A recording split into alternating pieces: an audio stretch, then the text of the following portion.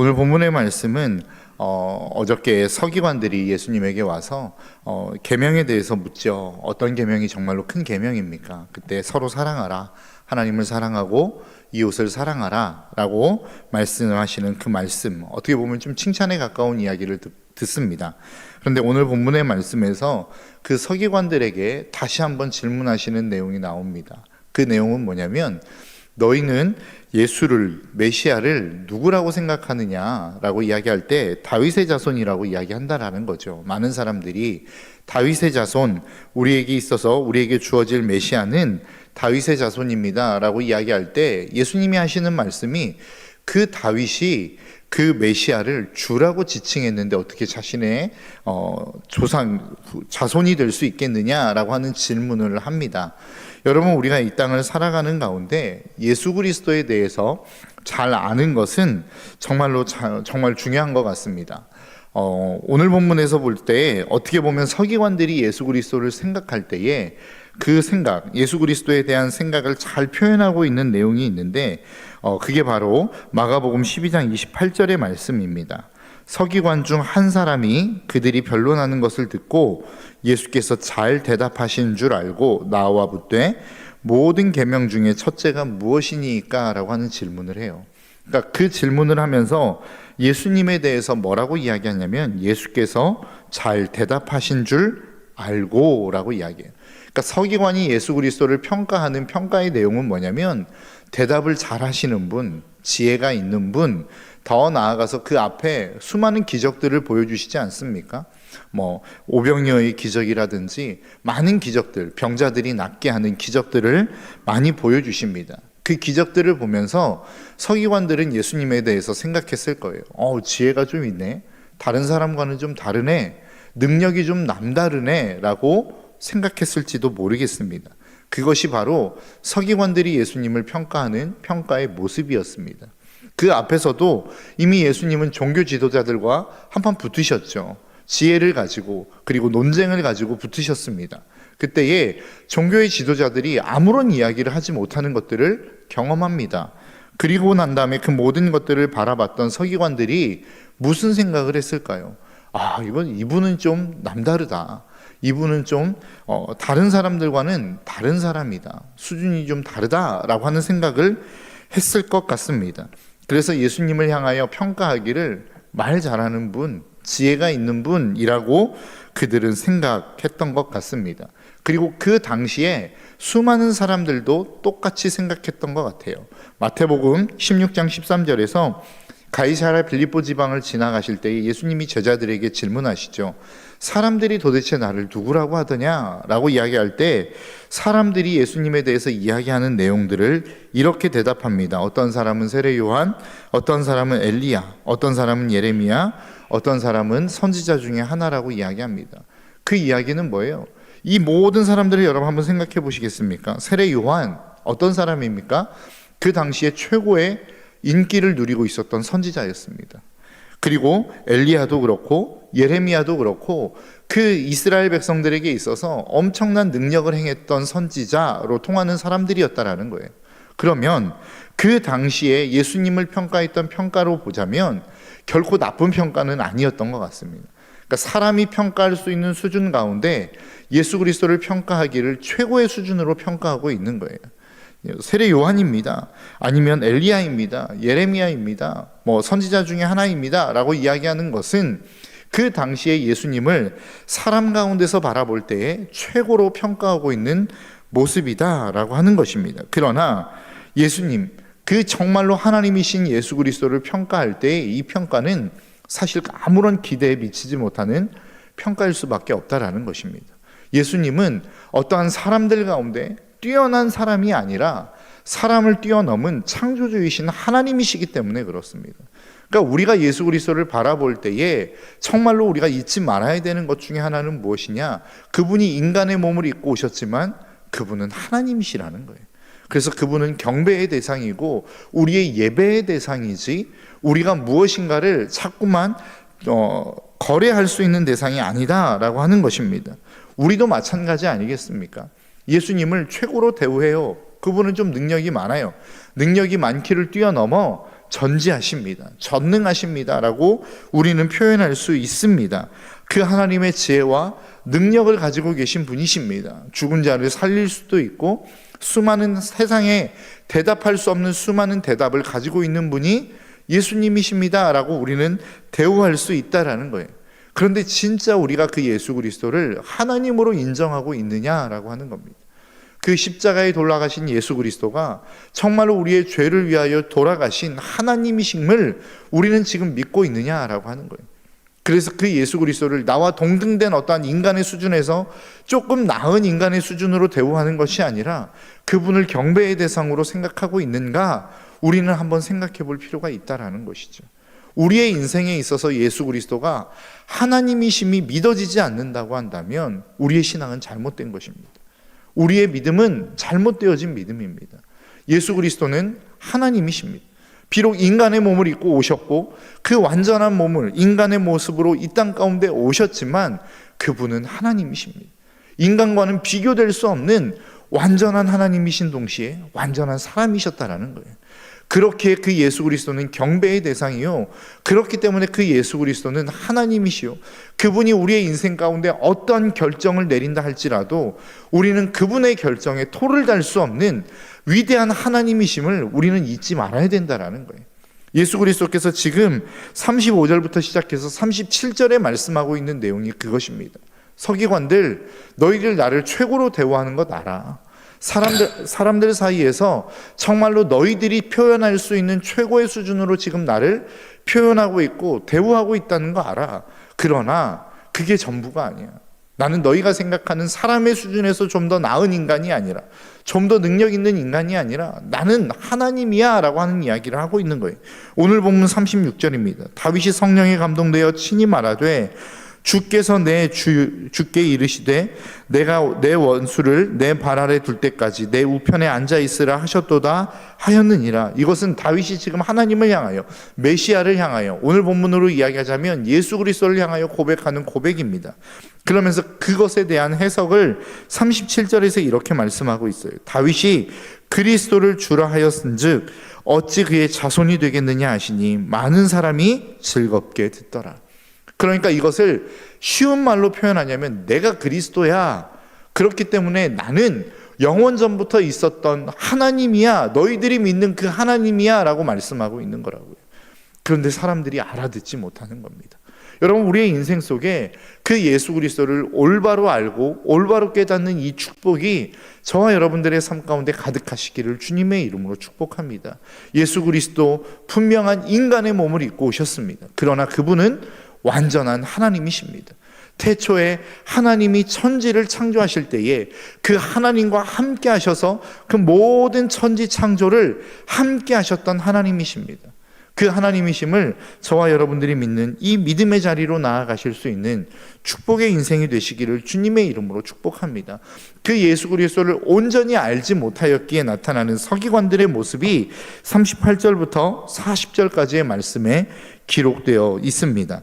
여러분, 어떤 일들이 지금 무엇을 이야기하고 있습니까? 서기관들에 대한 모습을 이야기하고 있는데, 하나님을 알지 못하는, 하나님을 온전히 알지 못하는, 예수 그리스도를 온전하게 알지 못하는 사람들의 특징이 두 가지로 나타납니다. 먼저는 38절부터 39절까지의 말씀입니다. 예수께서 가르치실 때에 이르시되 긴 옷을 입고 다니는 것과 시장에서 문안받는 것과 회당의 높은 자리와 잔치의 윗자리를 원하는 서기관들을 삼가라. 서기관들의 특징이 무엇입니까? 자신을 높이기를 원하는 거예요. 다른 사람들보다 자신이 높아지기를 원하는 거라고요. 교만한 삶을 살아가고 있다라는 것입니다. 이것은 하나님을 알지 못하기 때문에 나타나는 현상입니다. 여러분, 나보다 더 높은 자 앞에서는 누구든지 자신을 낮추게 되어 있습니다. 그러니까 아무리 높은 지위를 가지고 있다 할지라도 오늘날로 이야기하자면 대통령이 오면 가장 높은 그 자리를 대통령에게 내어주는 것이죠. 왜 그렇습니까? 대통령이 가장 높은 자이기 때문에 그렇습니다. 우리의 인생 가운데 지금 예수 그리스도, 하나님이신 예수 그리스도가 그 서기관들 앞에 있어요. 그런데 지금 서기관들의 모습이 어떻다는 것입니까? 긴 옷을 입고 다니고 시장에 다니면서 문안받는 일들을 지금 하고 있다라는 거예요. 그리고 회당에 가면 늘 자신들이 높은 자리에 앉는다는 겁니다. 늘 잔치 자리에 가도 높은 자리를 선호한다라는 거예요. 왜 이런 일들이 일어납니까? 자신이 가장 높다고 생각하기 때문에 그렇습니다. 자신보다 더 높으신 예수 그리스도가 있음에도 불구하고, 자신들 눈앞에 계심에도 불구하고 그 예수 그리스도를 볼 수 있는 눈이 없고, 예수 그리스도, 하나님이신 예수 그리스도를 알아보지 못하기에 언제나 늘 자신을 높은 자리에 두는 이 교만함이 서기관들에게는 있었다라고 하는 것입니다. 예수 그리스도를 알지 못하고 지금 나와 함께하고 계시는 그 예수 그리스도를 보지 못하면 우리의 삶도 그럴 수밖에 없다라고 하는 것입니다. 저와 여러분들의 인생 가운데 교만을 내어 던질 수 있는 방법, 그것은 내가 나를 낮추고 싶다고 해서 낮아지는 것이 아닙니다. 나보다 높으신 예수 그리스도, 그 하나님이신 예수 그리스도가 지금 나와 함께하고 계심을 볼 수 있을 때에 비로소 우리는 우리의 삶의 자리에서 나 자신을 낮출 수 있다라고 하는 사실을 저와 여러분들이 잊지 않으시기를 주님의 이름으로 축복합니다. 그래서 날마다 여러분들의 인생 속에 그 예수 그리스도가 보임으로 말미암아 여러분들의 삶을 그 예수 그리스도 앞에서 낮추실 수 있는 믿음의 삶이 되시기를 주님의 이름으로 축복합니다. 또 한 가지, 예수 그리스도를 알지 못하기 때문에 나타난 현상 중에 하나가 무엇이냐면 40절의 말씀입니다. 그들은 가부의 과산을 삼키며 외식으로 길게 기도하는 자니 그 받는 판결이 더욱 중하리라 하시니라. 그러니까 지금 서기관들이 행하는 일들이 뭐예요? 과부의 가산을 지금 탕진하고 있다라는 겁니다. 이 이야기를 다른 말로 표현하면 뭐예요? 다른 사람을 이용해서 자신의 이득을 취하는 사람이라는 거예요. 여러분, 가나안 땅에 종교 가운데 몰렉을 섬기는 종교가 있었습니다. 그런데 레위기의 말씀을 놓고 보자면 이 몰렉을 섬기는 자, 이 몰렉에게 제사를 드리는 자를 반드시 돌로 쳐 죽이라고 이야기하고 있습니다. 바알을 섬기는 자에 대해서는 하나님이 돌로 쳐 죽이라는 말씀까지는 하지 않으세요.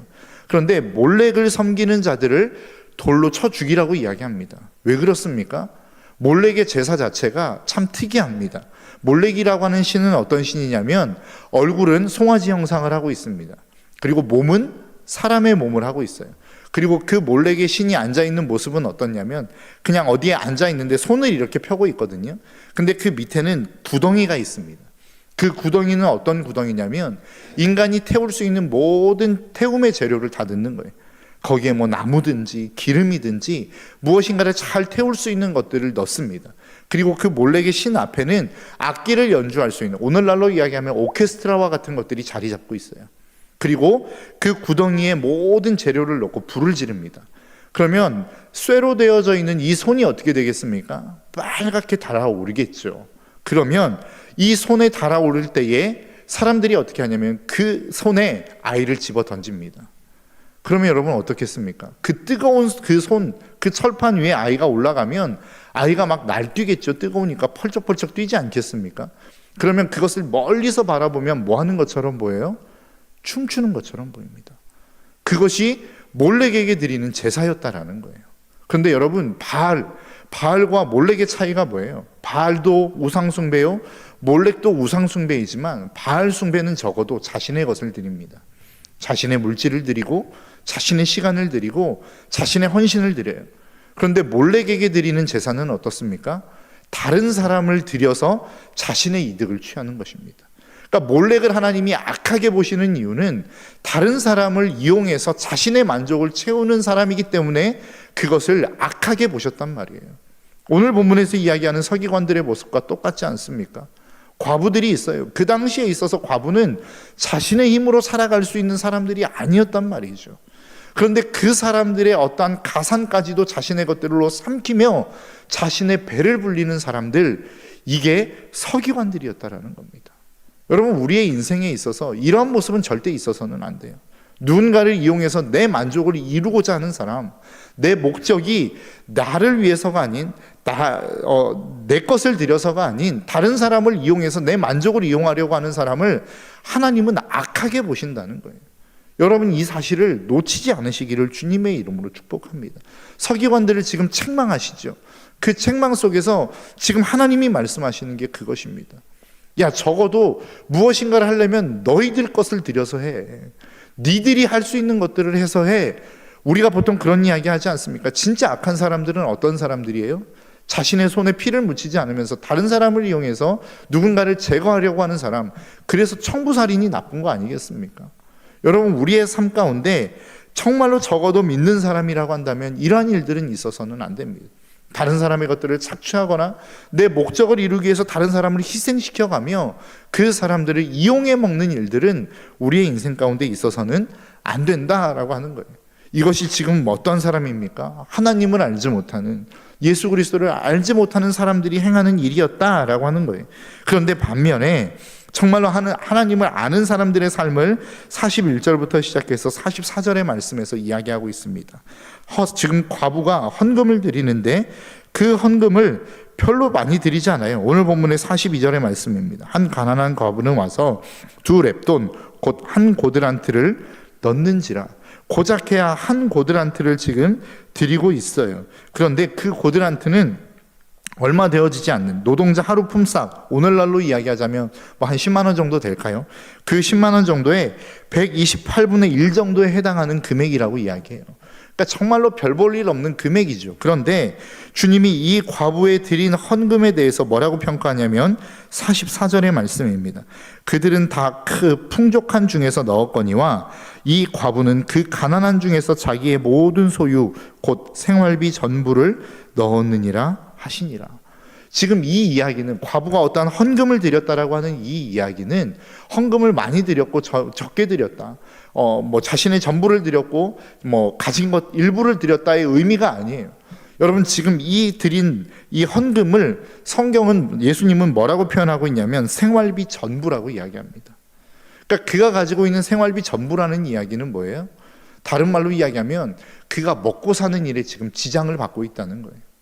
하나님 앞에 그 삶을 드림으로 말미암아 그의 인생 가운데 의식주에 문제가 생겼다라는 겁니다.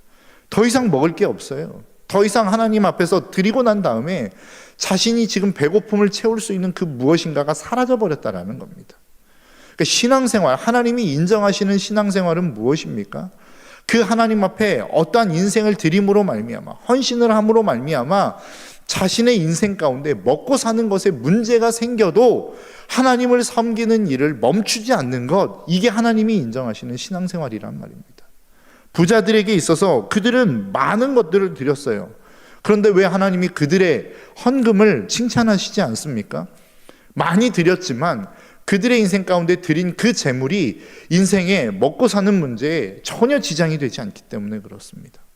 지장 있게 만큼 드려라, 이런 의미를 드리는 게 아니라 진짜 우리의 마음의 태도를 이야기하는 것이라고요. 하나님 앞에 내가 어떤 삶을 드리고 그 삶을 드림으로 말미암아 내 인생에 어떠한 차질이 생긴다 할지라도 하나님, 나는 그 하나님을 섬길 마음의 각오가 되어 있습니다 라고 하는 그 마음의 태도를 가지고 있는 사람의 섬김을 하나님은 받으시겠다라는 거예요. 그 사모함을 하나님은 받으시겠다는 거예요. 이러한 섬김은 예수 그리스도를, 하나님을 정말로 하나님으로 인정하는 사람이 아니고는 결코 드릴 수 없는 헌신이라고 하는 사실을 저와 여러분들이 잊지 않으시기를 주님의 이름으로 축복합니다. 하나님은 이러한 헌신을 원하시는 거예요.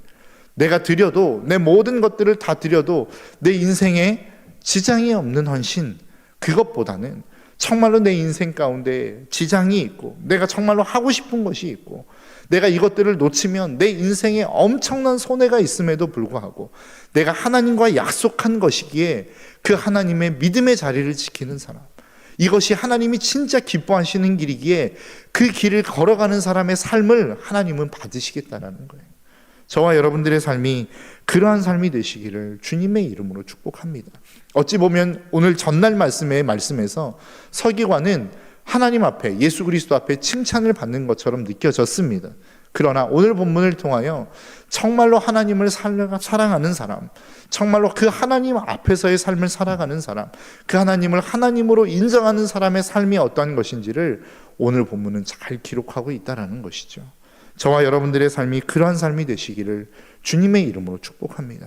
그래서 하나님 앞에 칭찬받는 인생, 하나님이 기뻐하시는 인생이 될 수 있는 저와 여러분들의 삶이 되시기를 주님의 이름으로 축복합니다.